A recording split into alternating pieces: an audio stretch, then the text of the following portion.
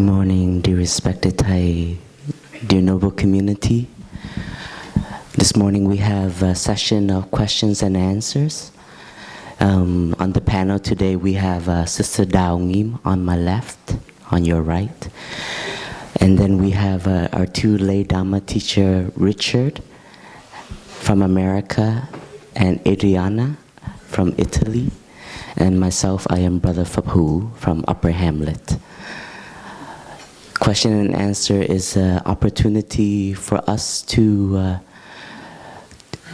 come up if we have a question from our heart, to ask the community, to ask our panelists up here, a question that has to do with our practice, our happiness, our suffering, and with our experience, we will share with you how we practice and what the teachings have offered us in terms of our views, how we apply, how we put into practice. So if we have a question, we are welcome to come up, to have a seat, and we listen to a sound of the bell before we ask our question. And we can ask our question in whatever language that is more suitable and more comfortable for us.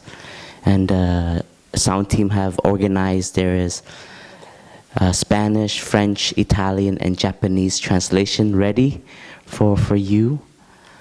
And if you're too shy, you can ask for a friend, or you can write it down. But if you really want your questions to be answered, it's best to come up. And a good question don't have to be very long. So this is a wonderful opportunity for us to learn together as a community of practice. Thank you very much. So we will wait, we will sit and breathe for the first question to manifest.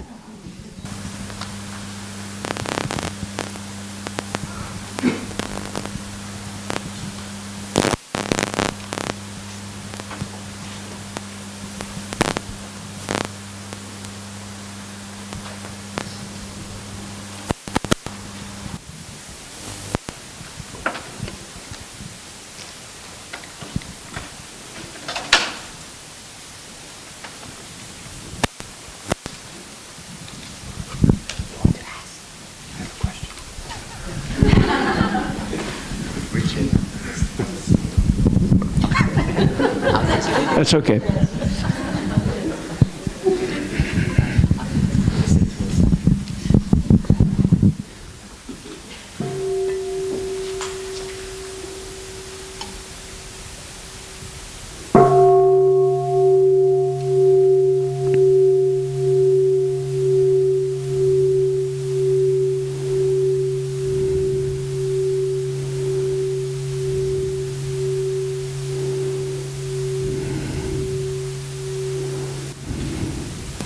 And this is our first question.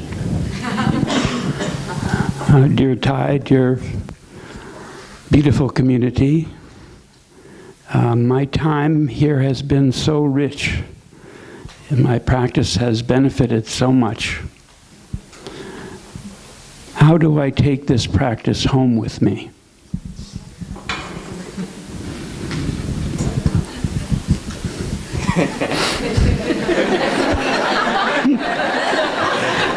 You want to answer too? No. I'm just.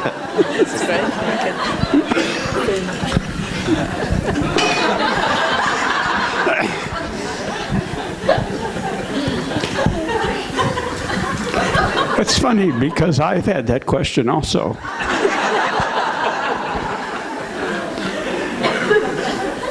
And I received a wonderful answer from Sister Annabelle, and I want to share it. It happened in the United States for a time, there was a small monastery in Vermont, in the hills, surrounded by trees, very quiet. And the first winter, it was all white, very beautiful. And I had been having a very challenging year at school. And I desperately needed a retreat. So after Christmas, I came up to Vermont for 1 week. I was so on edge. It took me 2 days to quiet down. But then everything was wonderful, very beautiful.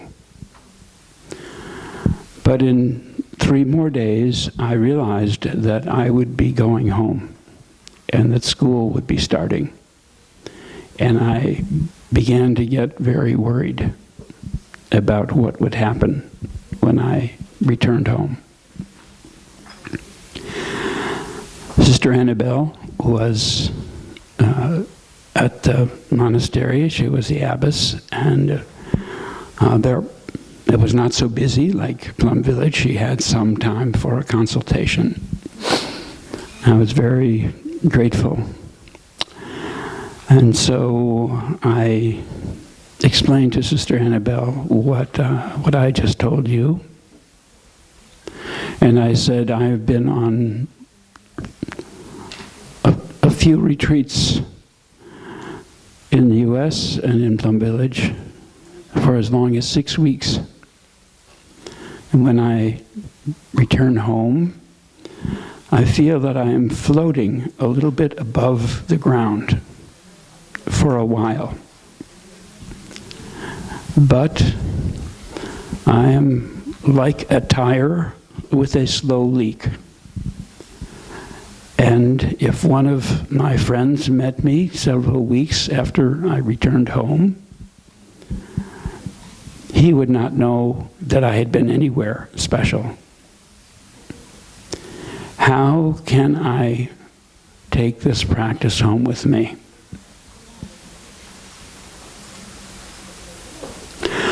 Sister Annabelle looked at me and she laughed. I've never seen her laugh before. She was laughing at me. She said, Richard, you know that this practice is the practice of the present moment.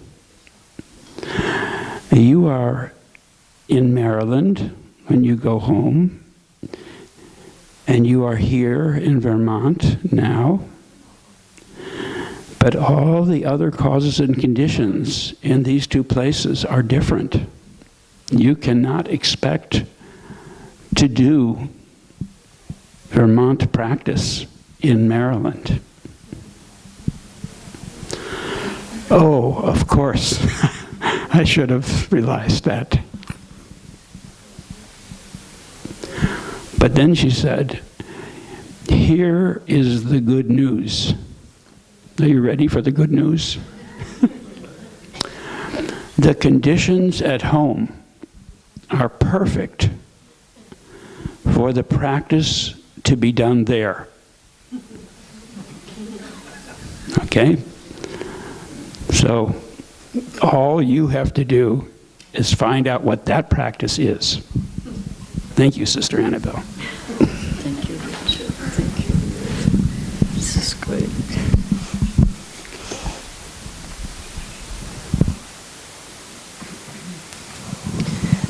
I just want to add,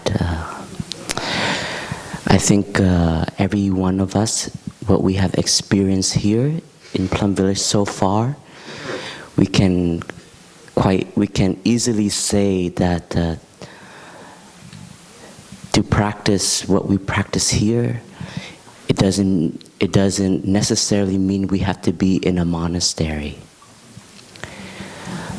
The practice of mindful breathing, the practice of mindful walking, or the practice of total relaxation is something that we can apply anywhere. It doesn't have a layer of Buddhism or religion, but it's something that is very present in every one of us, these elements. And therefore, we have to recognize that the practice is like an art. Wherever we go, we have to be skillful in how to apply this art. At home, we may not sit 30 minutes a day. We can sit 5 minutes. We can sit 10 minutes. We eat 3 meals a day here, but we may eat 2 meals a day at home or 4 meals. Up to us, right? But we can always dedicate maybe the first 3 spoonful or the first 10 spoonful to apply it like how we do it here, to enjoy, just to eat. And we really dedicate our energy. So the art of mindfulness is how to direct our energy, how to direct our attention. And this is something that we have to be skillful, and we have to be also determined. To practice has to have a little bit of determination.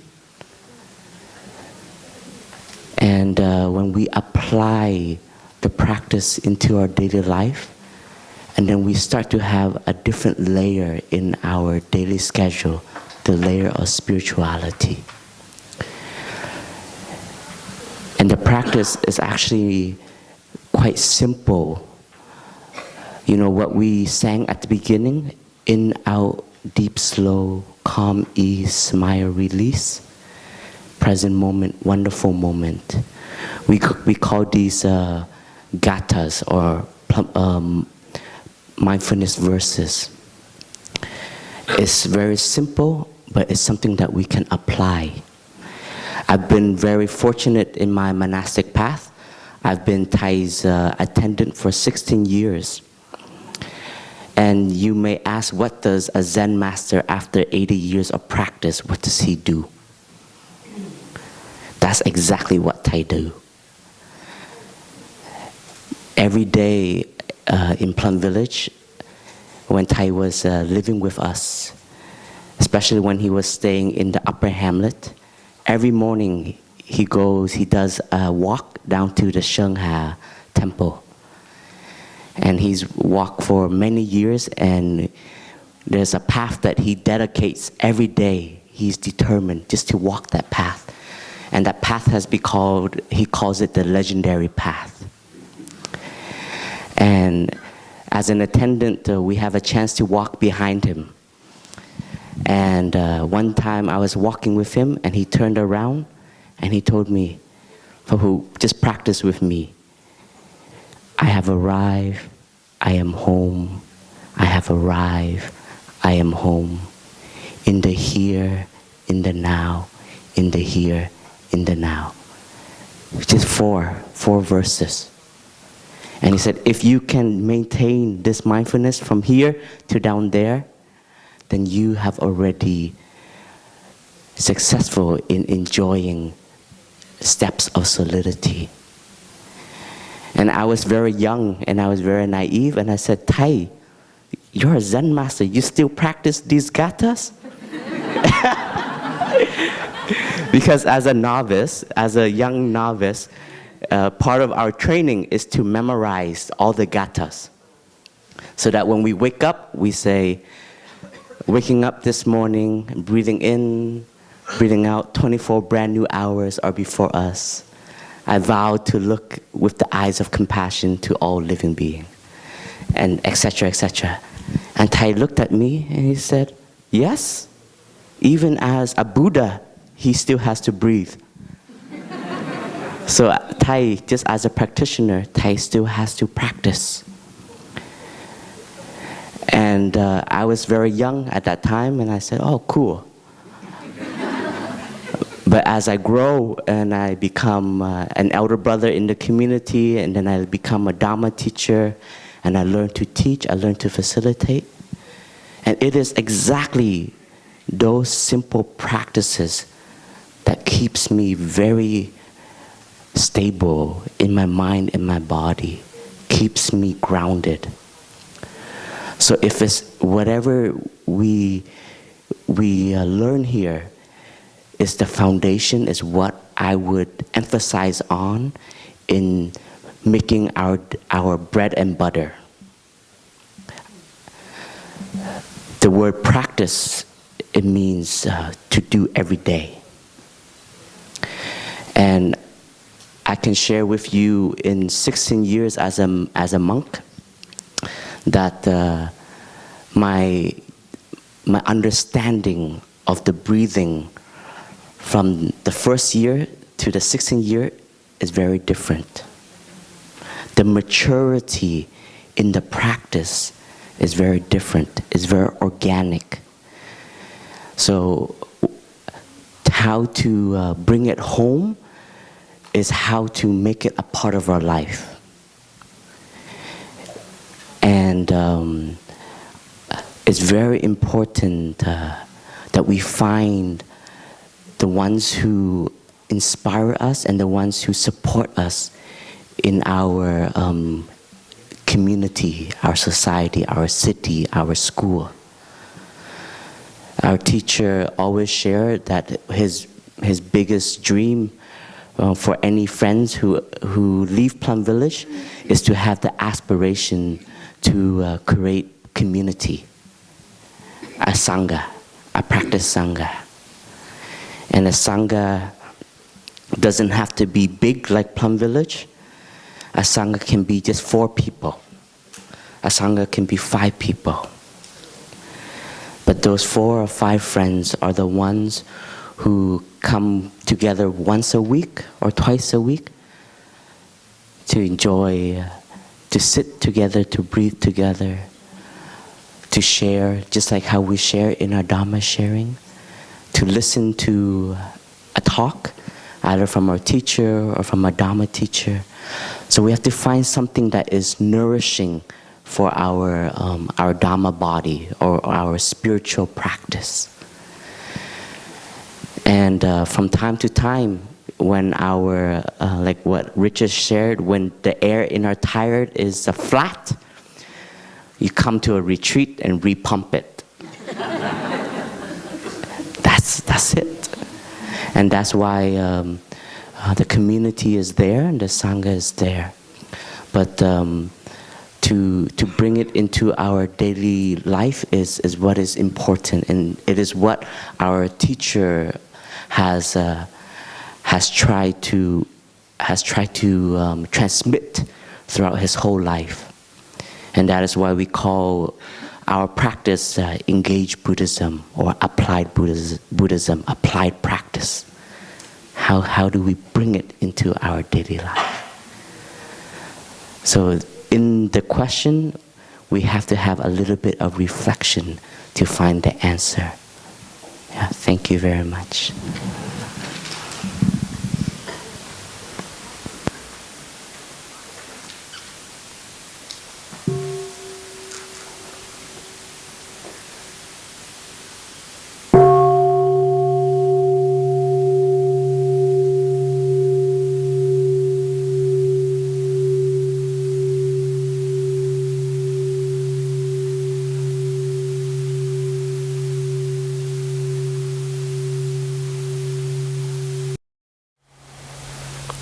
Je vais poser ma question en français. J'habite à Paris, donc une grande ville, et depuis 5 ans, je vois de plus en plus de sans-abri dans les rues. Depuis 1 an, de plus en plus de migrants, beaucoup de scènes de misère que je vois dès le matin en allant travailler. C'est quelque chose qui est insupportable pour moi, de vivre à côté de cette misère, et c'est très difficile pour moi de me dire que je peux être heureuse, ou que je peux m'autoriser d'être heureuse à côté de tous ces gens que je vois, avec qui je me sens toujours en décalage. Et même si je vais vers eux, même si je fais un pas vers eux, je rapporte chez moi énormément de désespoir, mais aussi de révolte parfois. Et je suis parfois en tension avec le fait d'accepter, de cultiver, d'être heureuse. Et là où parfois je voudrais me révolter, j'ai l'impression que pratiquer ou que méditer serait comme si je devais accepter cette situation, calmer mon corps pour aller bien, pour supporter ces scènes de violence que je vois au quotidien. Donc ma question est peut-être quelle est la frontière entre l'acceptation, la révolte, où placer les limites.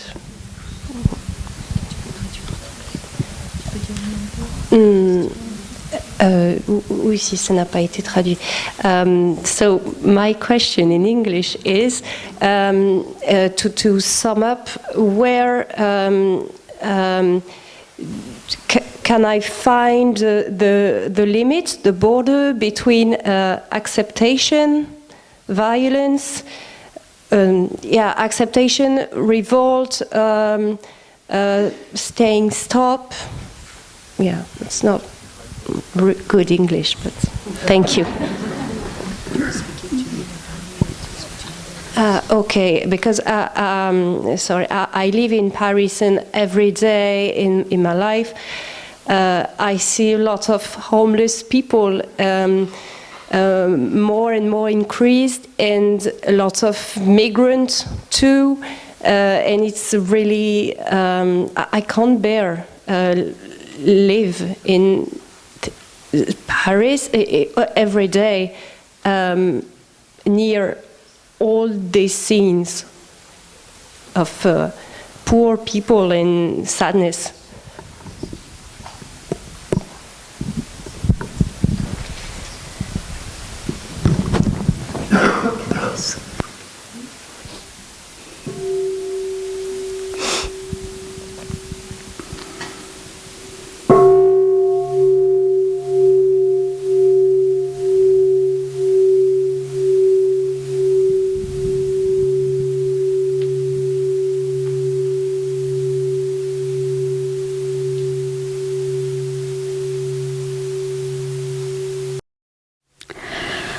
Thank you, Tai. Thank you, Sister Chan Kong. There was the war in Vietnam. There was despair. There was everyday distraction. There was really unbelievable violence. And we are here as a flower, a lotus flower from that sea of fire. This is the title of a book that Tai wrote at that time in the 60s. A lotus can come out of a sea of fire, because Tai was very young, he was in his 20s, and he asked himself, what shall I do here on my cushion, or sweeping, nicely the floor of my monastery, and people are being killed and dying outside, and I'm here. Oh, I should go outside to help them. But then one day he had the right answer. I have to do both. First, I have to calm myself. First, I have to generate that peace and that stability and strength, spiritual strength, moral strength. We can use so many words, but we know what it is. And that I can bring outside to offer and to give relief. And in a way, the story for us here is quite simple to accept, because there is the evidence. We are all the children of Vietnam War, but we are all the children of the great love that Thai was able to generate during Vietnam War. And this is something that we really need to remember at every moment when we are practicing with ourselves where we are, and especially when we go out, because the world, not only Paris, everywhere, the world is in flame. There is despair everywhere, there's confusion. Children don't know what to do, parents have no time to really listen. I don't need to explain what you already know. We all know, because we live in this world. At the same time, we are here, and if really we are here, please listen carefully to this place.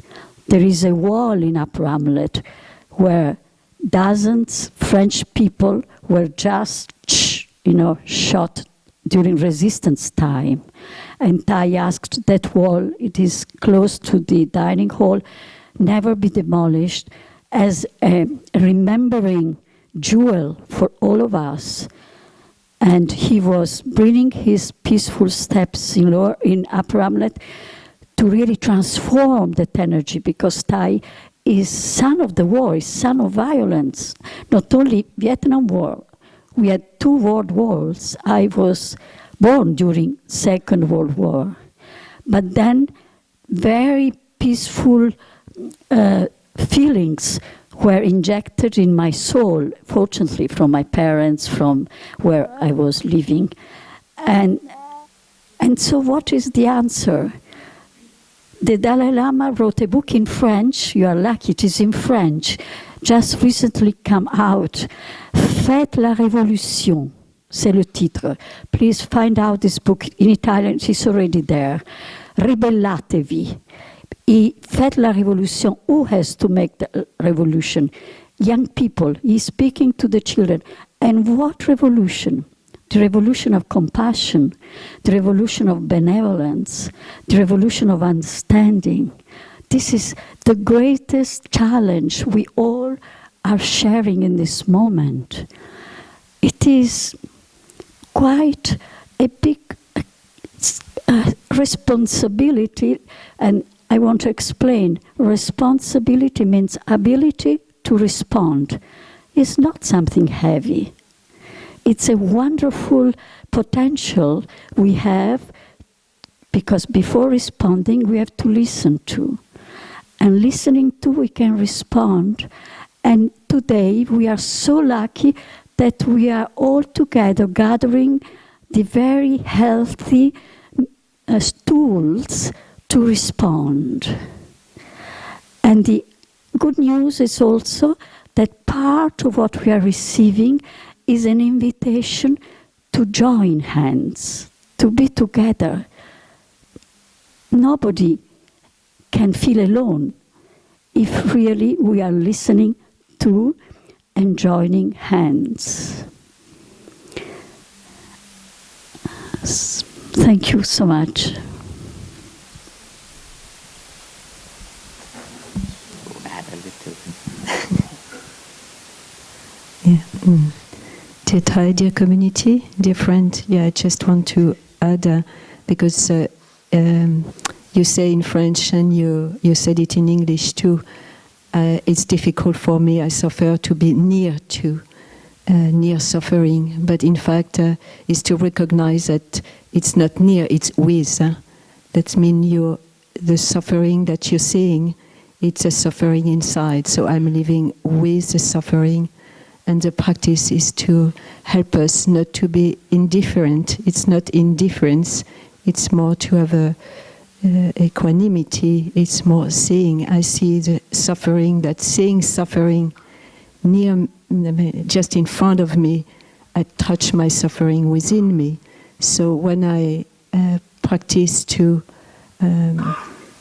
take care of, embrace the suffering within me, I'm going to embrace and take care of the suffering that I feel it's outside of me.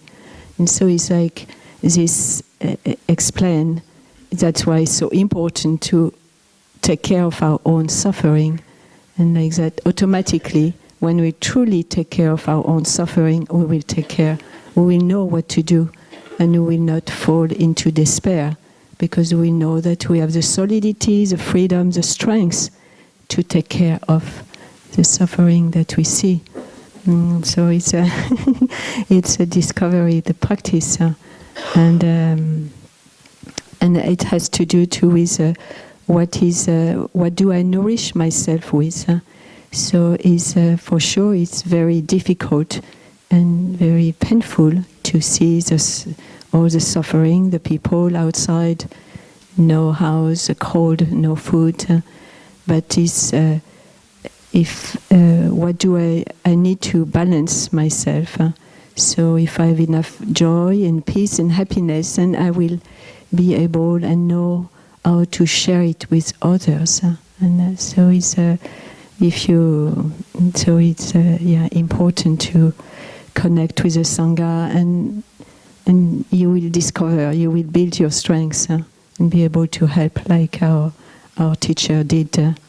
And one question that was asked Thai, I think it was a child who asked Thai, said, "What was the most difficult, Thai, in your life?" And Thai said, not to fall into despair. And the practice, it's very important to keep. And thank you so much for your question. Thank you.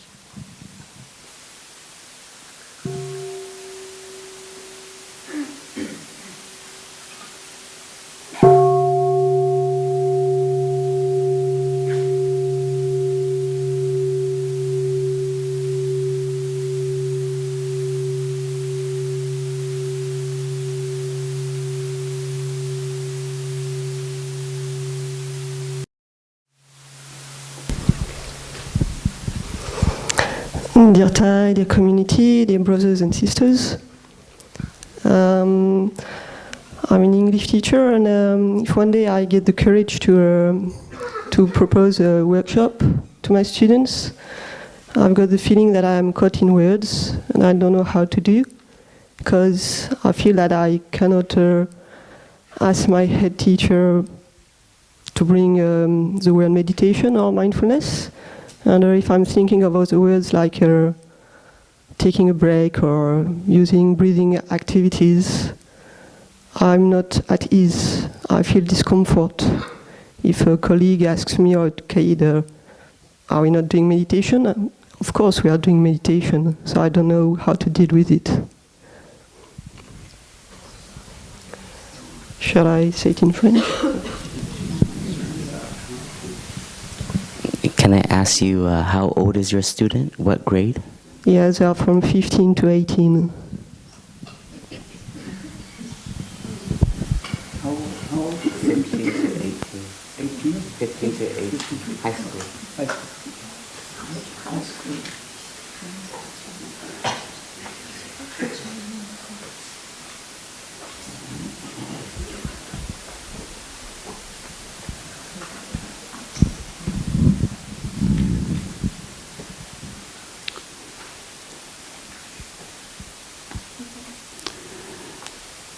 I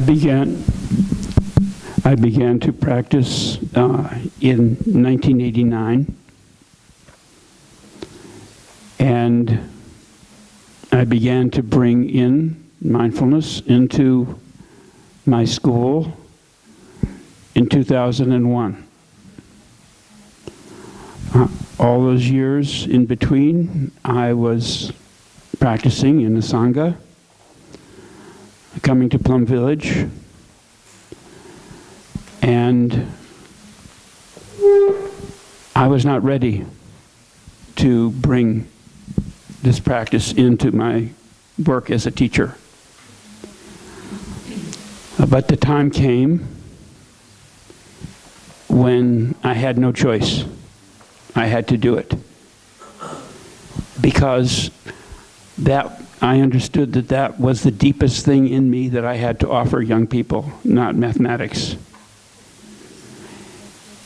And when that time came, a situation manifested in which I could begin to bring it in. And so I would say, practice, be with your Sangha, pay attention. There are people in all of our schools, and I'm not talking just about students, who would be so grateful to know just a little bit of what we have experienced here. And so don't, I would not push yourself forward when you don't feel ready. When the situation isn't ready, the causes and conditions for bringing it into your school are both internal and external. And you need to pay attention to both.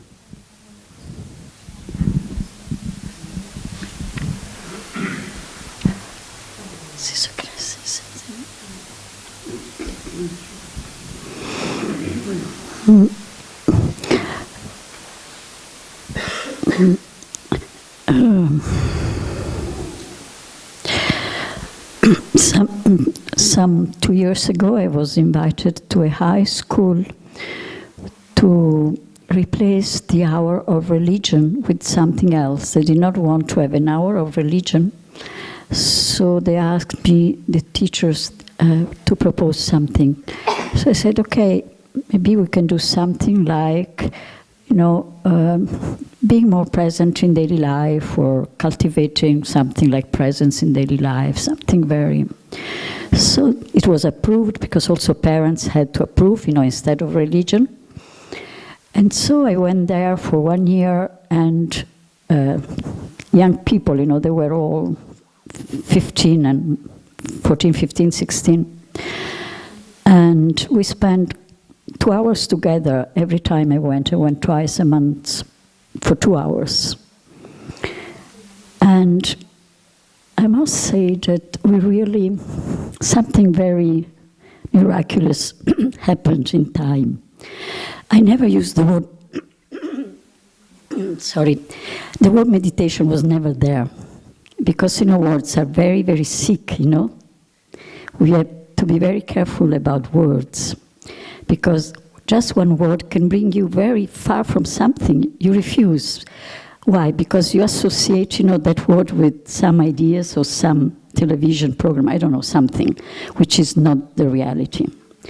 So you have just, like bread, when you make, to give to birds, bread, how do you say in English? You make, So a word has to be reduced to its essence, And what is the essence of going to school, And in my soul there is the word meditation, but I don't tell anybody, okay? So what can it become? It can become an attention from an adult, a so-called adult, okay, let's imagine that I am an adult, and to some others who perceive me as an adult in a way, but they are so clever, so intelligent, so full of life. And so I am only requested to really to go to them with the eyes of a child who wants to discover something, who they are. But at the same time, they need to be reassured that I am there and that I can offer something to them, because it's also, in a way, my duty. We are in a school. And what can I offer to them, if not what I am? Very simple. And they are young, they are curious, so they want to know about your life. So they ask me about life, about my life, where I was coming from, why I was there, what we could do together, you know. And slowly, you know, every time we were meeting, and so we were just sharing in a very light and delightful way, you know, simple things. And one which was for them incredibly useful was this speaking in a circle. You know, the first thing we would do, just make a revolution with all the chairs, you know, change completely the order in which, you know, they are usually in a classroom, and find out that it is completely different, you know, and finally you can see each other, talk to each other, listen to each other, and they are delighted. They are also delighted to lie down and to breathe, because it's new, you know, but of course it has to be a little like in a playful way. And the same with breathing, because you discover, and they discover, that are not able to breathe. But they also are intelligent, and they discover that breathing out all that rubbish which is, you know, in their mind is very useful, because they look at each other in a new way. And I don't want to continue because time is precious for everybody, but I want to tell you the miracle that happened. One of the boys who had been adopted by an Italian family, he came from Russia. He was abandoned in the forest when he was 7 years old. He was traumatized. So he was very violent, but not because he was bad. And violence is not the right word. He was aggressive, you know, because he was protecting himself. He was unstable inside. And in February, so we started in October, in February this boy gets up, goes to the blackboard, and while we were in the circle, writes. And he had the writing of a 10 years old, you know, but he was already 15. And he was writing, going down like that. Dear friends, I am in a prison and I want to come out of the prison. Please help me. And he went back to sit, and everybody was crying.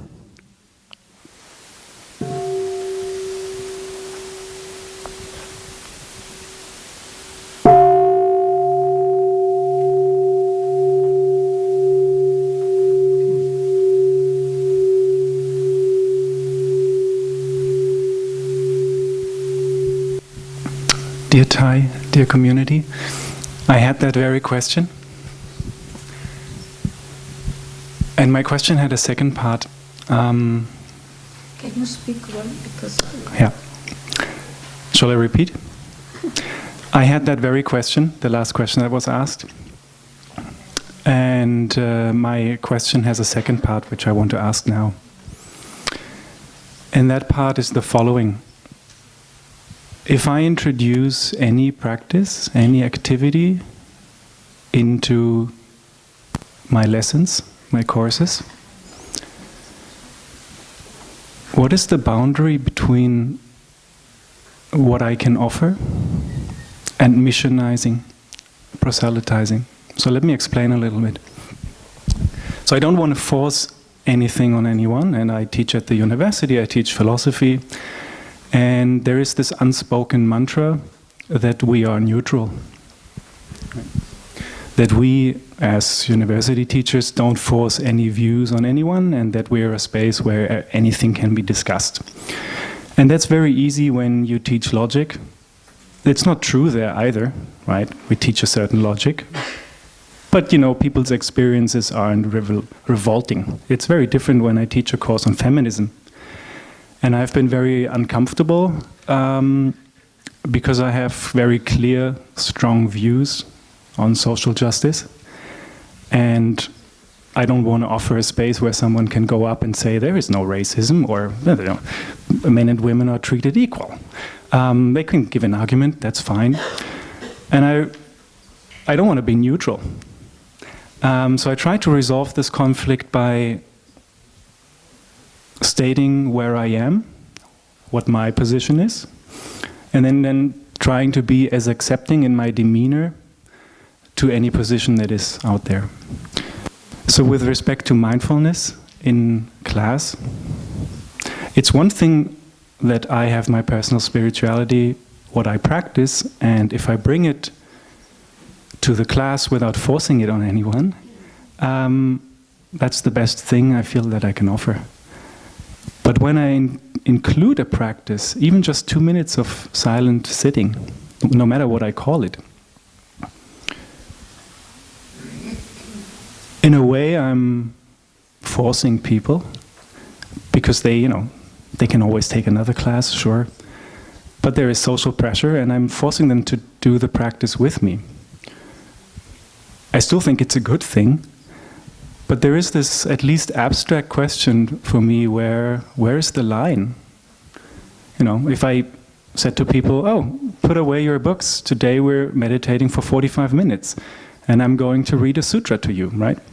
That would be a little more extreme, so you see where is that line? Where's the line between offering by example and forcing it on people?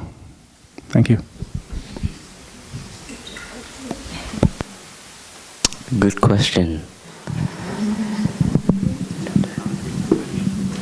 I think for us, we also have this question whenever we offer a retreat to all of you. Where's our line? I really liked the language that our teacher uses. He always says, we invite you. We invite you to breathe. We invite you to listen to the bell. We invite you to enjoy your steps. We invite you to listen. We invite you to share. And that is the true intention of the mindfulness practice. Is to give everyone a chance to experience what is being in the here and the now. And in the here and the now, that's not religion, that's not Buddhism. I mean, there's many books now, The Power of Now, Happiness in the Now, etc., etc., etc. You can coat it with spaghetti, with noodle, with sushi. You can give it any flavor, but the essential of it is how to be in the here and the now. So I think as a teacher, I've been asked as a guest speaker at a university at one of the professor's courses, and I really like what he did. He also came to Plum Village many times, and he was very skillful in his way of bringing the practice into his class.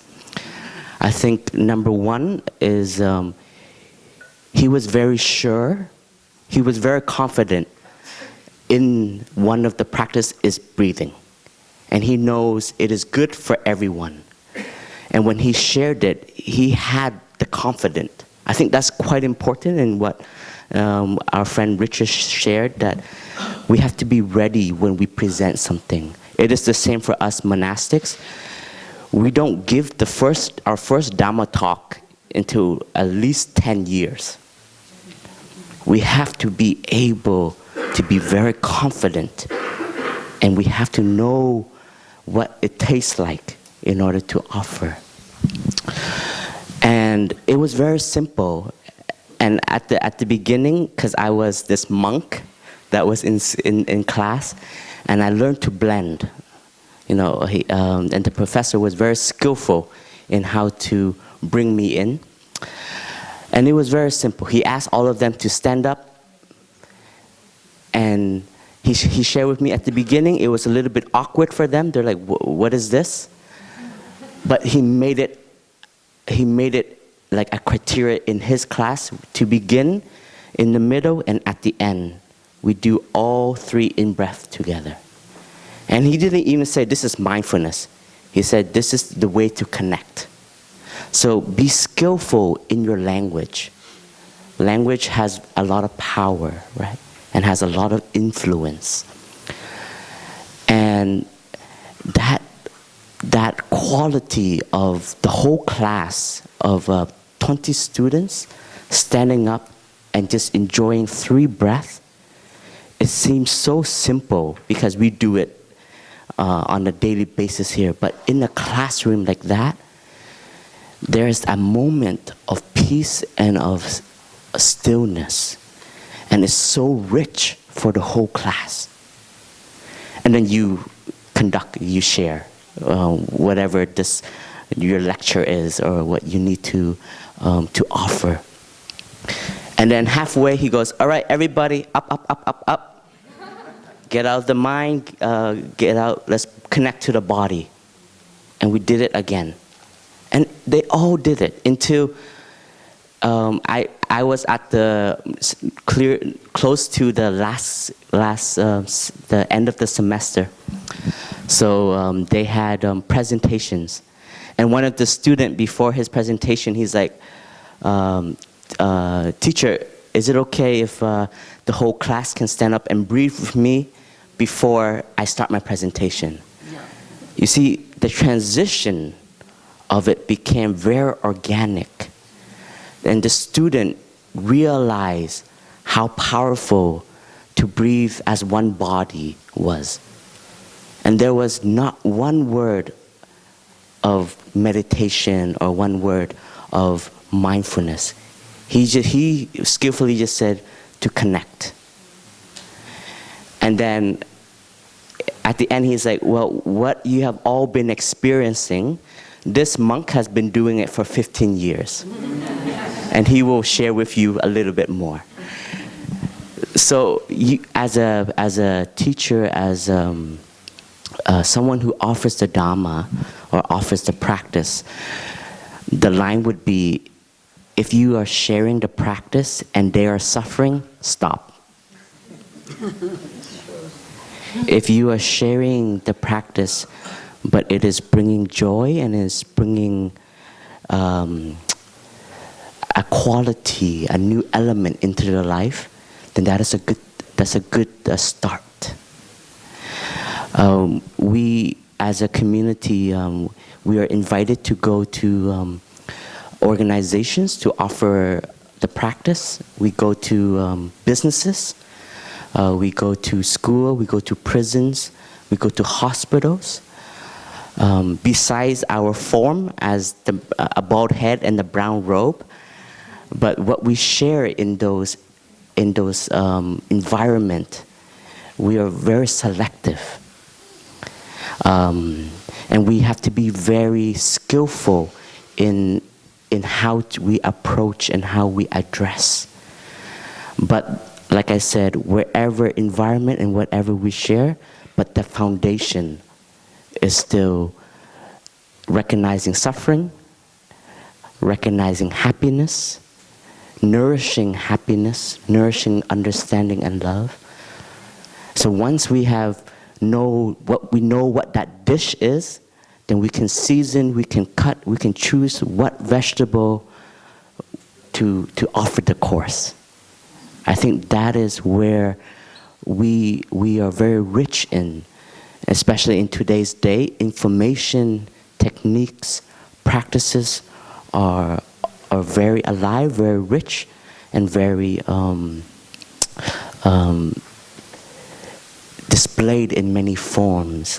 But we have to see and recognize what is the right practice, what is the right sharing for our class or our environment.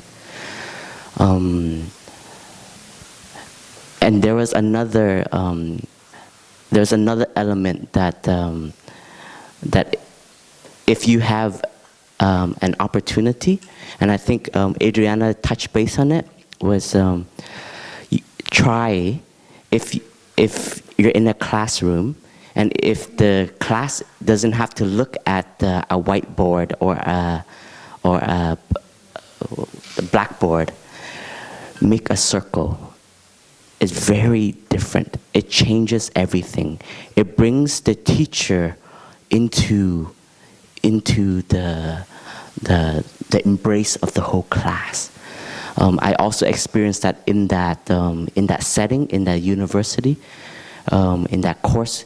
Every time the teacher would share, he would, because it's just chair, he's like, now everybody stand up, make a circle. And somehow it changes the environment, it changes the connection, because you see each other. And then when he needs to present, or somebody needs to present and use the board, now everybody just put the chair and look at the board. So it's just in some very simple movement or some adjustments that can change the surrounding and our message. And also just know that the best teaching is your way of being. You know, Thai has always shared that the spoken Dharma is one way of learning, but what is more powerful and more rich is the living, which is the way the teacher is. And Thai has always shared with us, and in educator retreats, Thai is also a teacher. So he knows the importance of being able to be there for his student. So if you have that quality and that element in you, the student will recognize that somehow. And we don't have to tell everyone that I have a practice, but they can recognize that. That is something that is kind of like invisible. You don't have to, show it off, but it's something that they see in the teacher, and they see in a person. And Thai has always shared with us and encouraged us that to always have compassion and to nourish our understanding for the student. Because some children may come from broken families, and nobody has ever taught them to love. And in principle, the parents should be the first teachers. In principle, the parents should show the children how to love and how to understand. But if the parents were not fortunate to have the Dharma or to learn about understanding and love, then they don't have that to transmit. And in our society, school can be like a second home or a second transmission of understanding and love. So even in our teaching of mathematics, of language, of history, but if the teacher has love and care, that is also being transmitted at the same time of when we are in the space, in the surrounding of our colleagues, our students. And our teacher has his duty of transmitting the Dharma. That's his duty as a teacher. But his duty as a teacher is also to love, to understand, to listen. And Thai is quite famous in the Buddhist world, but he's very down to earth. When he's on the podium giving a talk, he seems like a Zen master, very firm, but when he's off the podium, he's very, very lovely.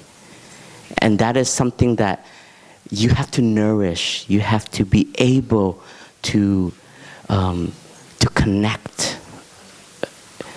I have a very powerful experience with Thai, right? Like I shared, I was his attendant. And a role as an attendant is to make sure everything is cared for our teacher. So if he goes out the door, we open the door. If he needs tea, we make tea, etc. So one day we were leaving this meditation hall, and it was after a meal. And it was very crowded.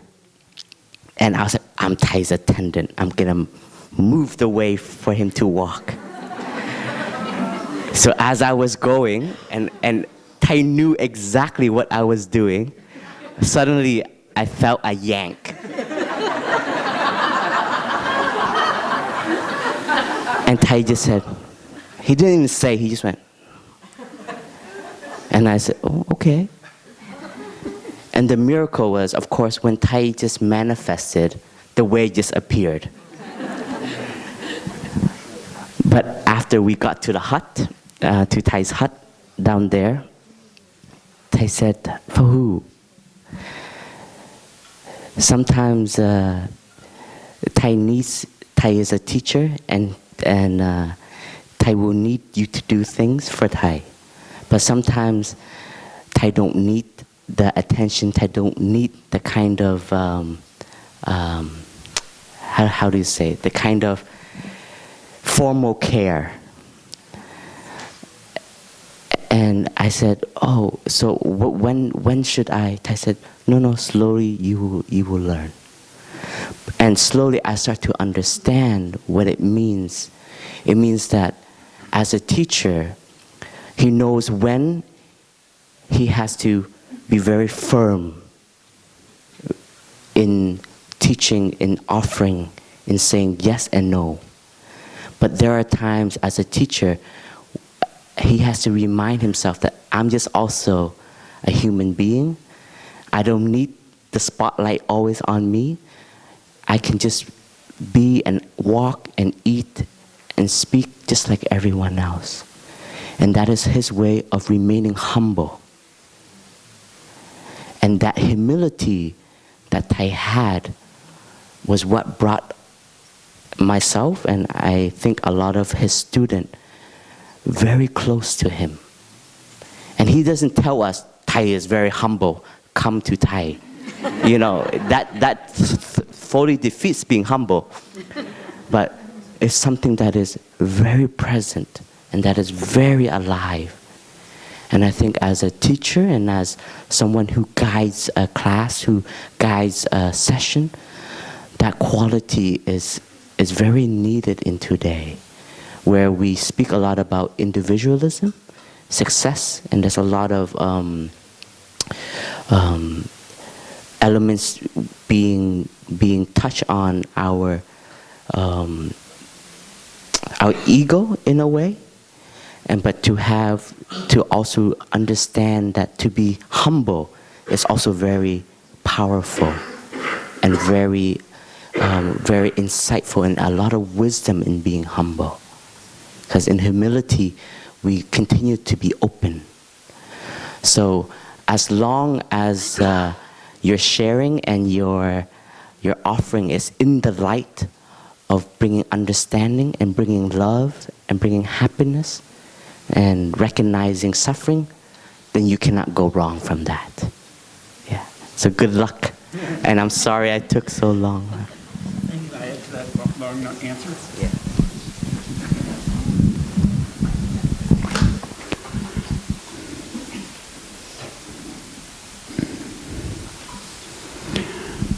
This is a topic I will address in my workshop later today. But let me just mention very briefly two examples of sharing the Dharma. One comes from a university professor. For many years, when I came to Plum Village for retreats, before Thai started to really emphasize education and have educator retreats, we would gather interest groups of educators just to get together during maybe on a lazy day. And we would sit in a circle and talk about what we were doing and with the practice. And once a university professor who gave lectures in large lecture halls said, when I walk into my lecture hall, there's been a lecture just before me, and the whiteboard is completely covered with notes. And I erase it as Ty erases the whiteboard. If you have never seen Ty erase the whiteboard, you should watch him on YouTube. It is like a waltz, or it's a dance. It is just so slow and attentive. And the students are coming in and seeing this professor in the front, giving 100% attention to this practice of erasing the board. And they come in with all kinds of energy from their previous classes or wherever they're coming from. And all of a sudden they encounter an energy that they have never experienced at the university. And they know immediately that this class is asking them to be different. And that's all it took. Now, where he went from that place, I don't know. He didn't share more, but he was a very mindful professor. Another very humble teacher, whom I did not meet, but I read her story. She was a teacher in the inner city in Milwaukee, Wisconsin. I think she had maybe 12 or 13-year-old students, maybe 11-year-old students. And her class was very out of control. There was a lot of chaos. And one day she brought in a bell. And she said to her class, I'm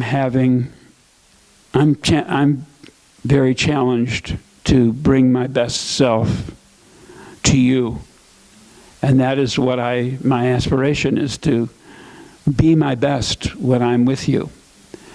And I realized that in order to do that, I need to have some quiet time at the beginning of class.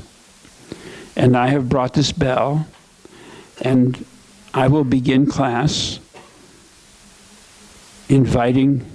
sounding the bell, and then I will close my eyes for several minutes and breathe.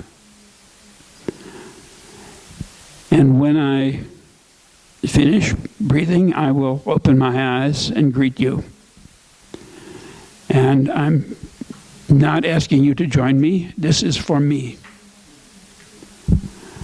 And so the first week, the chaos was even greater because their teacher had her eyes closed. But she did. She just sat there and breathed and came back to herself. And very slowly, her students started to close their eyes and breathe with her. And by the end of a month, everyone was doing it.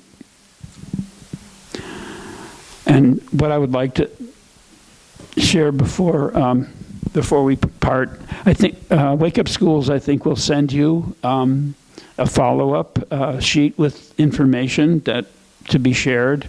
So this will also be on that sheet, so on that message. But I wanted to point out that there are... When Ty came to the United States in 2001, he asked teachers especially to come to the retreats. They weren't educator retreats, but many teachers came. And we had interest groups also.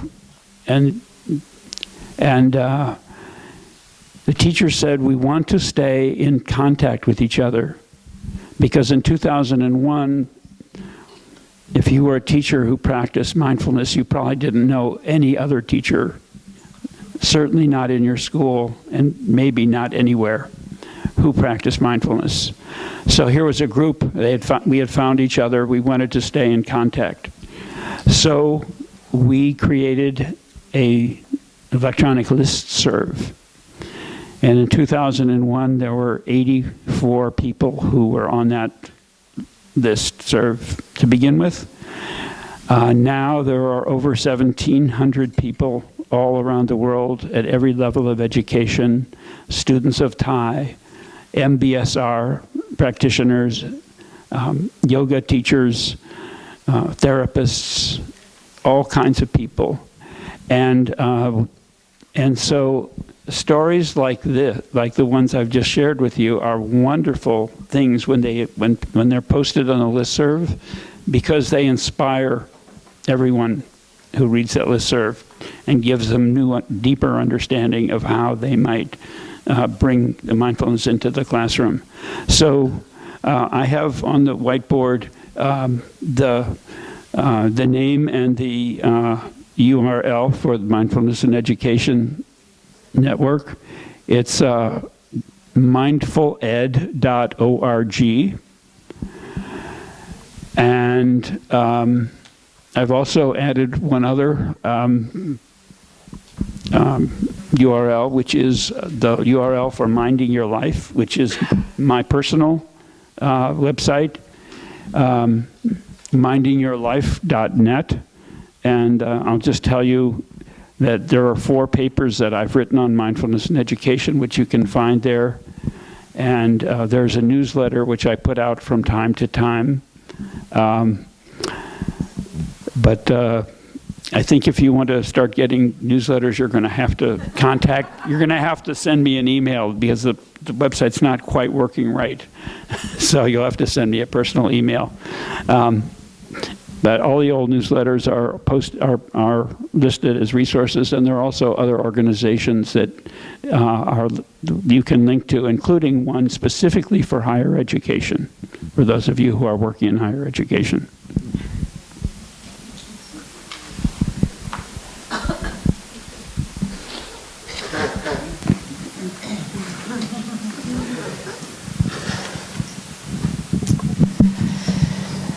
And dear Thai, dear brothers, dear sisters, dear friends, I think time is up for our sessions together. Thank you very much for all of you who have come to be with us, as well as to come and ask your question and to listen together. Now let us just listen to 3 sound of the bell and enjoy our in-breath and out-breath.